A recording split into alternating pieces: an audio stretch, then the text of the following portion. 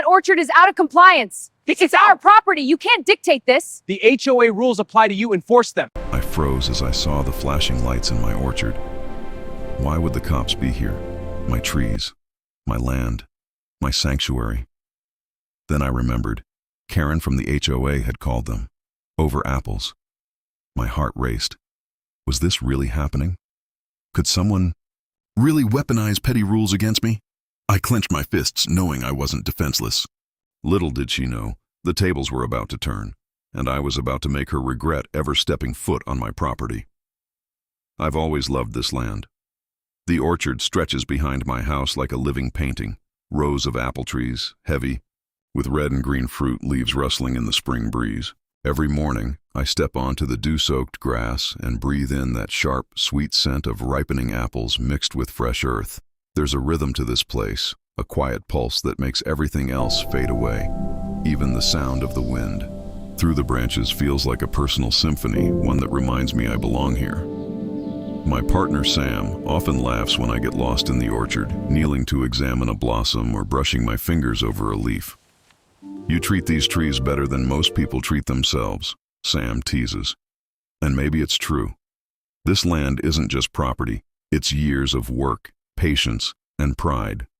I inherited it from my grandparents, who taught me how to prune, how to nurture, and most importantly, how to fight for what's yours. Every season, when the fruit ripens, I feel connected to something larger than myself, something enduring. Our house sits on the edge of the neighborhood, where the neatly trimmed lawns of cookie-cutter homes give way to the wild rose of my orchard. On paper, it looks like I'm part of the HOA, but in reality, I'm the outlier, the eccentric who refuses to conform entirely. I keep my fences low, let the grass grow a little longer, and occasionally plant wildflowers between the trees. To me, it's beautiful. To the HOA, apparently it's a crime. I first met Karen at the annual neighborhood meeting. She was the kind of person who holds a clipboard like a weapon, with a glare that could strip paint from walls. "We have rules for a reason," she said, voice tight and condescending, as she scanned my orchard with her sharp eyes. At the time, I laughed it off. What did she care if a few trees leaned slightly out of line or if my apples rolled into the grass? It seemed absurd, a petty concern of someone who had nothing better to do. But over the next few months, little things started to appear. A letter slid under my door warning about overgrown vegetation, another about unauthorized landscaping, and a subtle reminder that the HOA monitors all property lines closely. I read each one with growing disbelief. The language was polite, almost absurdly formal, but the message was clear. Someone wanted to control me. Control my trees, my land, my life. I tucked the letters into a drawer, shaking my head. I thought, surely it can't go further than this. Still, there was an undercurrent I couldn't ignore. I noticed Karen standing near the edge of my orchard more than once, peering over my fence as if I were a specimen under study. There was a smugness to her posture, a certainty that her authority extended beyond the bounds of reason. And yet, I couldn't shake the small gnawing feeling that she didn't know everything, didn't know the one fact that would make her attempts laughable. Life at home, though, remained peaceful most days. Mornings smelled of coffee and warm bread. Afternoons were filled with the rustle of leaves and the occasional chatter of neighbors walking dogs along the paved streets. Sam and I would walk among the trees, discussing plans for new plantings. Hummingbirds flitting nearby, the world feeling endless in ours. Even the squirrels, with their frantic acrobatics, seemed to respect the rhythm of the orchard. Yet even in these calm moments, the absurdity of the HOA's obsession lingered at the edges of my mind. I found myself imagining scenarios that seemed almost too ridiculous to be real. What if they tried to find me for a stray apple rolling into the neighbor's yard? What if they actually called the police for a pruning job done slightly off-center? I laughed at these thoughts, trying to convince myself they were impossible, but a tiny part of me, some instinct honed by years of dealing with bureaucracy, told me to stay alert. And that alertness paid off the day the first knock came at the door. Not the gentle knock of a neighbor dropping by, but a sharp, insistent rap that seemed almost militaristic. I opened the door to find a uniformed officer, clipboard in hand, asking about my orchard. My stomach twisted. What now? I wondered. Was this just another absurd warning, or had petty obsession escalated to something worse? Little did I know, this was only the beginning. Karen's petty complaints were about to collide with reality, in a way neither of us could have predicted, and the quiet, rhythmic life I had built here was about to be thrown into chaos. The first knock had rattled me, but it wasn't enough to break my rhythm. I thought the officer's visit was a fluke, a minor incident that would See blow that light over. on? I was Yeah, wrong. not like them. The letter started Think we coming should in check? fast after No, that. not our place. Not one or two polite reminders, but a barrage of notices that made it clear the HOA wasn't going to stop. Violation of aesthetic standards, excessive landscaping, fruit-bearing trees must not encroach beyond property line. Each envelope arrived. With that same officious tone, the paper crisp, the words polite yet dripping with menace. I held them up to the light, scanning every line, my mind oscillating between incredulity and suppressed rage. All this over apples. Karen's presence became a constant shadow in my life. I caught her peering over the fence one afternoon, clipboard in hand, taking meticulous notes as if I were some criminal under investigation. A squirrel scurried across the grass and she frowned. Does she think I trained the wildlife too? I muttered under my breath. I felt the absurdity so sharply it almost made me laugh, but the edges of humor were tinged with irritation. The intrusion into my home and land was no longer hypothetical. It was real, relentless. Then came the threats. First, a certified letter from a lawyer representing the HOA, insisting I cease and desist any unauthorized agricultural activity. Next, a neighbor mentioned, in hushed tones over the fence, that Karen had been talking, suggesting I might be forced to comply or face consequences. I tried to maintain calm, but my heart thumped each time I saw a black SUV slowly roll down the street, thinking, do they have eyes everywhere? I started noticing small, unsettling signs around my property. A single footprint pressed into the soft dirt by the fence, a stray piece of tape on a tree marking the boundary, an unfamiliar drone hovering above on a clear morning. Each incident made my chest tighten. I tried to reason with myself. Maybe it's coincidence, maybe it's a contractor, but deep down, I knew it was targeted, orchestrated. The HOA was building a case, and Karen was the director. Some days, the absurdity was almost laughable. One morning, I found a tiny handwritten note tucked under the door. Your trees are unsightly. Shape them properly or face consequences. Unsightly. My beloved apple trees, heavy with ripening fruit, were unsightly. I stared at the note, incredulous, the ink smudged from some recent drizzle. I wanted to crumple it, toss it into the compost pile, but I couldn't. Something inside me demanded a response, calm, measured, and quietly defiant. Amidst this harassment, I found small victories that kept me grounded. A friendly neighbor tipped me off about a loophole in the HOA rules, something about setbacks and property lines that the board had completely misinterpreted. A brief moment of hope. I pored over old property maps, deeds, and county records, tracing boundaries, marking the land I had inherited. Each document I held in my hands felt like a weapon, a shield against the petty tyranny slowly encroaching. The tension reached its peak when I discovered Karen had begun documenting my daily routines. She would be waiting at the edge of the property in the early morning, scribbling notes, photographing the orchard from angles that barely made sense. The audacity made my blood boil, but I forced myself to breathe, to remind myself that the law and the truth were on my side. Let her try to prove anything, I thought.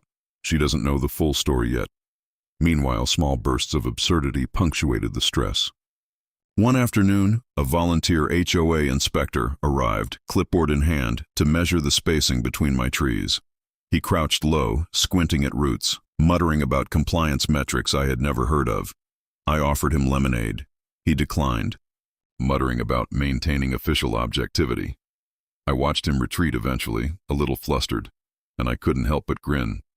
The ridiculousness was almost cinematic, like some low-budget surveillance comedy, but the undercurrent of frustration was real.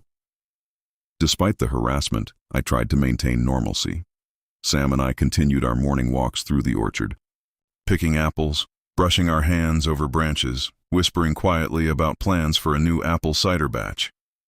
I would catch myself glancing toward the street, wary of black SUVs or suspicious figures, but each small victory, the perfect pruning of a tree, a healthy crop of apples, the laughter of a passing neighbor, reminded me why I fought for this land. Yet even with these small victories, the anxiety built like a storm cloud. Every letter, every unwelcome visitor, every furtive glance from the HOA reinforced the escalating tension. I felt trapped between absurdity and real consequence, knowing that if I misstepped, Karen would pounce. This is beyond petty, I realized one night staring at the ceiling. This is personal. And that realization, sharp as a knife, made the stakes higher than ever. The final escalation came subtly, almost theatrically. One morning, I returned from the orchard to find another certified letter on the porch. This one demanded immediate compliance, threatening legal action if the trees were not pruned according to official HOA specifications. I stared at the envelope. The words felt heavier this time, more dangerous. My pulse quickened. I felt anger, yes, but also a rising thrill. The absurdity of their overreach had reached a tipping point. Because here's the thing no one knew. The land they sat on, the land they tried to control me with, I owned it. Every inch of it, from the corner of my property to the very lot where the HOA clubhouse stood, was mine. It was a detail so absurdly perfect that even Karen couldn't imagine it. And yet, at this moment, it felt like a secret waiting to be revealed. A weapon tucked inside my sleeves, waiting for the right moment to turn the tables completely. Paced the living room, papers scattered across the table. The letters, deeds, and maps creating a chaotic collage of bureaucracy and entitlement. My mind raced. How do I respond? Legally, carefully, humorously. I could feel the tension coiling, tighter with every passing second. The absurdity of it all, the police visits, the letters, the clipboard-wielding spies, made my chest tighten with both frustration and a strange exhilaration. And then, as if the universe had timed it perfectly, the next knock came at the door.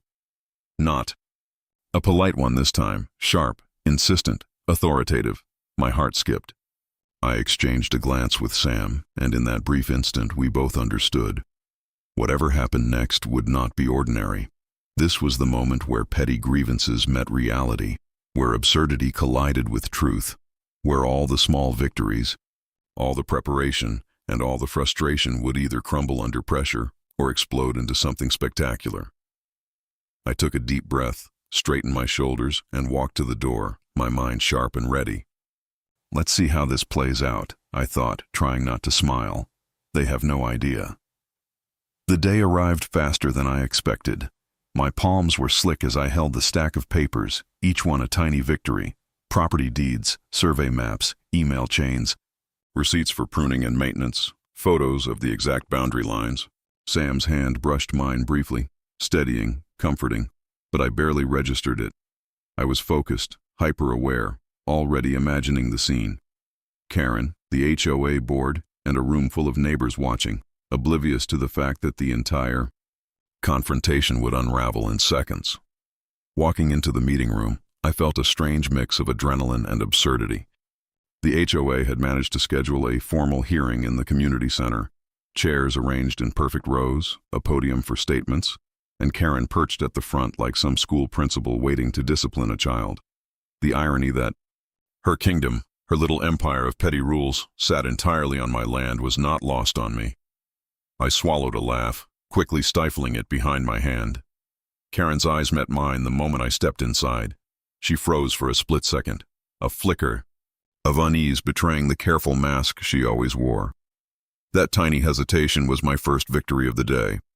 The board members shuffled papers, cleared their throats, and muttered among themselves. But I ignored them. I was ready. "Let's begin," said the HOA president, a man whose tie was slightly crooked and whose unease matched my own. "We are here to discuss alleged violations concerning Mr. My last name's property." He trailed off, letting the words hang like a thin veil over the absurdity that had brought us here. I cleared my throat. "Actually," I said, keeping my voice calm but firm, "before we discuss alleged violations, I'd like to present evidence regarding property ownership and boundaries." Eyes widened. Heads turned. Karen's grip on her clipboard tightened. Knuckles white, I laid out the deeds first, carefully pointing out the boundaries. "This document," I said, holding up the official county survey, "shows that my property includes the entire parcel, including the land where the HOA clubhouse and parking sit." A ripple of disbelief ran through the room. Karen's face drained of color. She opened her mouth, but no words came. My heart hammered, not from fear this time, but from the intoxicating surge of justice about to land. Next, I presented photos. Aerial shots from the county database, time-stamped, showing my orchard stretching beyond the houses, clearly overlapping with the HOA's claimed territory. Emails followed, Karen complaining about overgrown branches encroaching from her perspective, letters I'd received warning of penalties, all meticulously documented. Each piece of evidence built an invisible but undeniable wall around the truth. I paused, letting the room absorb it. The silence was electric. I glanced at Sam. His nod was tiny but grounding. Then I revealed what I had held back, witness statements from neighbors who had casually mentioned seeing Karen inspecting my property without permission, and photos showing her trespassing onto areas clearly marked as mine. Karen finally spoke, her voice quivering but loud enough to cut through the silence. I was only enforcing the rules. You can't enforce rules on land you don't own," I interrupted, voice steady, allowing the words to land like hammers. These deeds and maps "The prove rules the land is apply where you ours." have No, authority, that's impossible. which, It's all as it here in turns black out, and white. is nowhere Let me on see this that. property. Her composure cracked further. I could see the flustered attempts to regain control, pointing to arbitrary spots on the map, citing bylaws that were irrelevant, mentioning fines that had no legal ground. I let her flounder. Every misstatement, every shaky claim made her unravel before the entire room. The absurdity of the situation, an adult woman attempting to assert authority over land she literally rents, on which she has zero legal claim, was as satisfying as it was surreal. I presented my final piece, receipts for maintenance, pruning, and even the small landscaping projects Karen had tried to condemn. Each was time-stamped, each perfectly legitimate. "Everything I've done," I said, "was on my property, under my ownership, and in full compliance with the law." The room fell into a stunned hush. Even the HOA president looked sheepish, shuffling his papers as if hoping they might magically rewrite the facts.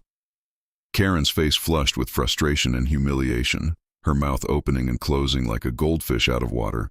I allowed myself a small private grin. Justice had a strange, almost absurdly satisfying rhythm when served, cold and perfectly documented. And yet my internal reflection kept me grounded. I wasn't here for petty revenge. I was here to set the record straight, to assert the truth, and to restore a sense of sanity to my home and land. The board tried to interject, but the evidence was irrefutable. Maps, deeds, receipts, photos, emails, all of it pointed to the same undeniable conclusion. I owned the land, and Karen had no authority to dictate anything about my orchard or its management. I watched as their collective confidence dissolved, replaced by embarrassment, disbelief, and a quiet, grudging acknowledgement of reality. Karen finally slumped back in her chair, her aura of entitlement evaporating into thin air. I could see her internal struggle, a battle between pride, denial, and the overwhelming evidence. Her attempts to save face were transparent, futile. In that moment, she was nothing more than a caricature of bureaucracy gone wild, a warning of what happens when control overtakes reason. I exhaled slowly, the tension finally releasing in waves. Relief washed over me, followed immediately by a surge of triumph. I had expected fear, perhaps even conflict, but nothing prepared me for the intoxicating mix of absurdity and vindication in that room. I had spent weeks preparing for this, and now the tables had turned completely. "I hope," I said, voice calm but resonant. "This clarifies the situation. The land is mine, the rules apply where they belong, and any further attempts to harass or intimidate me will be documented accordingly." The room was silent.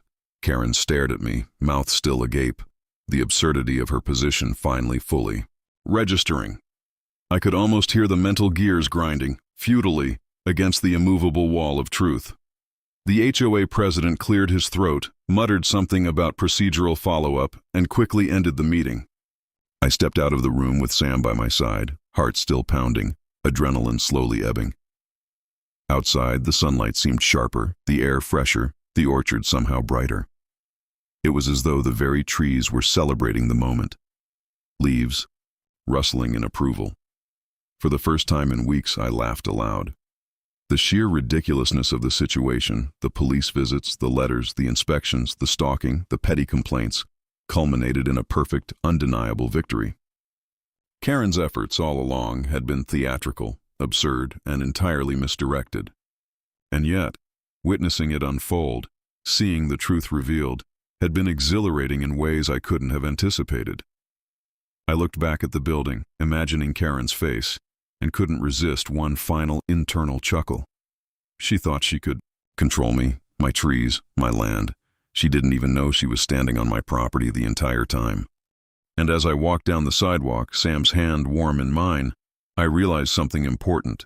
Sometimes absurdity and injustice collide, but with patience, preparation, and a little bit of strategy, they can be transformed into something remarkable, something victorious. The ordeal wasn't just about trees or property. It was about dignity, justice, and the quiet, unshakable truth that no one can claim authority over what is rightfully yours. And in that moment, standing beneath the apple trees, watching sunlight dapple the orchard, I whispered to myself with absolute certainty, this land and everything on it is mine, and no clipboard-wielding tyrant will ever take that away. The days after the hearing passed in a blur of quiet triumph. No more letters, no more inspections, no more staring glances from Karen as if she were a self-appointed arbiter of my orchard. The neighborhood slowly returned to its usual rhythm, the soft hum of lawnmowers, children laughing as they raced down the sidewalks, and the occasional barking of dogs. But for me, the orchard felt different. Not just safe, but vindicated, alive with the energy of justice and the satisfaction of standing firm against absurdity. I walked among the trees each morning, touching the bark, smelling the ripe apples, listening to the wind whispering through the branches. Each tree seemed to hum with approval, each fruit a tiny symbol of persistence and resilience.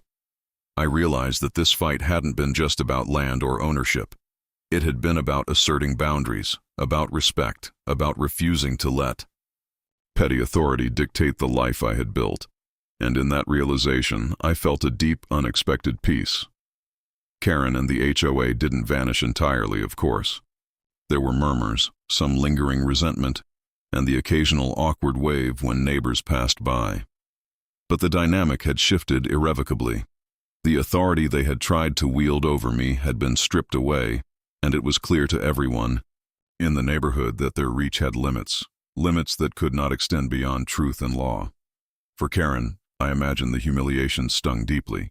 For me, it was a reminder that patience and preparation could turn absurd challenges into triumphant victories. I took some time to reflect on the emotional toll of the ordeal.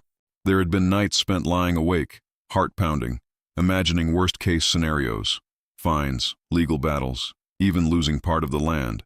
There had been days when the absurdity of it all made me laugh until tears came to my eyes, only to be followed immediately by frustration. I had wrestled with fear, anger, disbelief, and determination in equal measure. And through it all, I learned something important. The most insidious challenges are often the ones that seem trivial on the surface. A clipboard, a letter, a neighbor's whispered complaint, they can all mask an attempt to control, to intimidate, to unsettle you. But when met with clarity, patience, and evidence, they crumble under their own weight. In the weeks following the hearing, I began to notice subtle changes in the community. Neighbors who had been hesitant to speak out against Karen's overreach now approached me, sharing small stories of their own frustrations, of absurd rules they had quietly endured. We swapped experiences, compared letters, laughed at ridiculous inspections, and realized we were not alone. The situation had inadvertently sparked a sense of solidarity, a quiet, shared understanding that the neighborhood's harmony depended on respect for the truth and for personal boundaries. I also took steps to ensure the orchard, and the principles it represented, would remain protected. I drafted an informal community trust detailing the boundaries of my property, the rights of residents, and guidelines to prevent future overreach. While not legally binding for the HOA, it created a sense of awareness and accountability, a reminder Look at this that place, everyone. transparency and We clarity did it. can prevent Welcome. The conflicts cider's before they flowing. escalate. Cheers. I even shared some of the historical survey maps with neighbors, highlighting how past generations had carefully delineated the land to prevent disputes. Teaching others the importance of documentation became, unexpectedly, a way of turning my own ordeal into a small, positive legacy. Sam and I returned to our routines, but with an added layer of appreciation. Every morning walk through the orchard felt like a celebration of resilience. I reflected on the tiny victories we had accumulated along the way, the moments of careful preparation, the emails documenting boundary lines, the discrete victories that, piece by piece, built toward the ultimate triumph. It was a lesson in persistence, that even when the absurd seems overwhelming, a methodical, calm approach could transform vulnerability into power. And yet, the triumph wasn't just personal. I noticed a broader impact rippling outward. Some neighbors, emboldened by the outcome, began questioning other petty HOA rules, asking for clarifications and demanding accountability. The community as a whole started to recognize that the power of bureaucracy could be checked by truth, evidence, and courage. Where once fear had kept people silent, now awareness and a shared understanding created space for dialogue, fairness, and even reform.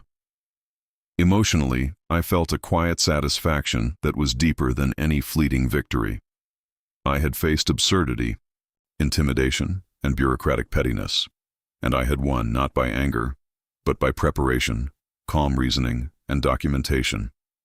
I had maintained my dignity, protected my family, and ensured that our home remained a sanctuary rather than a battleground. It was a lesson I would carry forward, that justice, when approached thoughtfully, can be both firm and compassionate, decisive yet measured.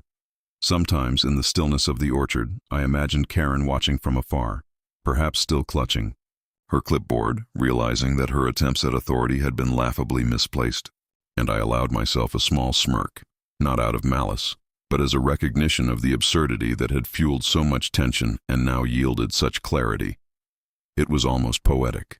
The very tools of control she wielded had unraveled her authority, not through confrontation, but through truth.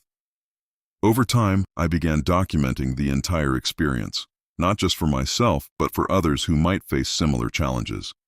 The story became a guide on how to navigate petty bureaucracy, confront intimidation, and protect what is rightfully yours. I shared it with neighbors, friends, and even online forums, emphasizing the balance between persistence, preparation, and maintaining perspective. Humor, I realized, was as important as legality. It lightened the burden, underscored the absurdity, and reminded everyone that even in conflict, dignity and clarity can prevail. Looking back, I understood that this ordeal had changed me. I was more observant, more patient, more deliberate in my actions. I valued documentation, communication, and clarity in ways I hadn't before. I also recognized the importance of community, of neighbors willing to share insight, advice, and support. In times of challenge, the orchard remained the heart of this growth, a symbol not just of labor and love, but of resilience, justice, and the enduring power of truth. In the final weeks, I hosted a small gathering for neighbors, a casual celebration beneath the apple trees. We shared cider, laughter, and stories of absurdity from our past experiences, each tale punctuated by the relief of knowing boundaries had been respected. Children ran between the trees, dogs barked joyfully, and sunlight filtered through the leaves in a golden haze. It was a moment of restoration, of community healed and strengthened, a tangible reminder that even conflict can yield connection when approached with thoughtfulness and courage. As I stood at the edge of the orchard that evening, looking at the trees swaying gently in the wind, I reflected on the journey. What began as absurdity, harassment, and intimidation had become a lesson in perseverance, integrity, and calm courage. I had protected my home, upheld my family's legacy, and in doing so, contributed to a small but meaningful ripple of fairness and clarity in my community. And finally, I realized something profound. The fight wasn't just about property or authority. It was about knowing your worth, asserting your boundaries, and trusting that truth, diligence, and preparation could overcome even the most absurd challenges. I took a deep breath, the air sweet with apple scent and the satisfaction of victory, and whispered to myself, almost rhetorically, as if addressing both the past and the future. If I could stand my ground against absurdity, intimidation, and petty power, what else could I face with courage and clarity? In that moment, I felt fully at peace, not because the world had changed, but because I had. And sometimes that is enough. The orchard was quiet now, but it was alive with lessons learned, victories earned, and a future secured. I walked among the trees, tracing the branches, inhaling the earth and smiling. The conflict had ended, the HOA's reach had been curbed, and the home we had built remained ours, intact, enduring, and unshakable. And as the sun dipped behind the horizon, painting the orchard in warm golden light, I realized something simple, but profound. Justice, patience, and preparation don't just protect what is yours, they make it shine. Have you ever dealt with an HOA, neighbor, or authority figure who tried to push things way too far? How did it turn out? Let me know in the comments. I read them all, and some of your stories might even inspire future videos. If you enjoyed this story and want to hear more real-life neighborhood drama, property disputes, and those satisfying moments when justice finally wins, make sure to hit like, subscribe, and turn on the notification bell so you don't miss the next one.